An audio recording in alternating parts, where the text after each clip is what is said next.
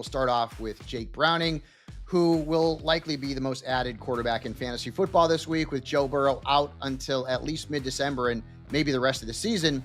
Remember, this is not Browning's first stint as a starter. In 2023, he started 7 games and he averaged right around 19 points per game. I mean, those are QB1 numbers, so Browning needs to be rostered in all fantasy leagues. And the same goes for Daniel Jones. Listen, I didn't believe in him after that big game against Miami, but now I do.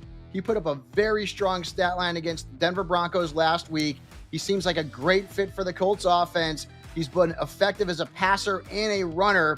And right now, Daniel Jones is in the top 5 among fantasy quarterbacks, and he needs to be owned in all leagues. Let's move on to a running back in Bashal Tutin. When the Jaguars traded Tank Bigsby, well, Tutin became the number 2 back behind Travis Etienne, and last week he had 10 touches, 74 scrimmage yards, and he scored a touchdown against the Bengals. While I don't see him unseating Etienne, he is a very good handcuff, and he should be owned across the league. Moving on to a group of wide receivers who I really like, and Troy Franklin's one of them. I mean, he has been surprisingly strong this season, and he was very effective in week 2. 8 catches, 89 yards, scored a touchdown and 24 fantasy points. Keep this in mind. Troy Franklin played college football with Bo Nix at Oregon, so they have a rapport together. I'm not saying a must add, but Franklin is a guy that I'd be looking to grab if I need wide receiver help. Same goes with Wan'Dale Robinson, who, guys, he had 93 catches last year, and he continues to impress this year with Russell Wilson under center. And look at what he did against the Cowboys.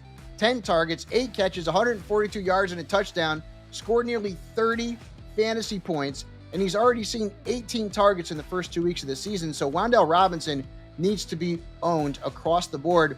I also like Kayshon Boutte, and I understand he only had 1 catch last week, but it was for a touchdown. He also lead the Patriots wide receivers in snaps played this season. He has a rapport with Drake May, and Drake May is a player that I love, and I would not be shocked if Boutte ends up being May's best option in the passing game for the rest of the season. So pick up Kayshon Boutte. How about Zach Ertz? Zach Ertz just continues to drink from the fountain of youth in Washington. He's already scored a combined 30 fantasy points in the first 2 games, and he was the 7th best tight end in fantasy football last season, but he just continues to get no respect. He's still available in around 50% of leagues out there. He's a great option in the passing game for Jaden Daniels.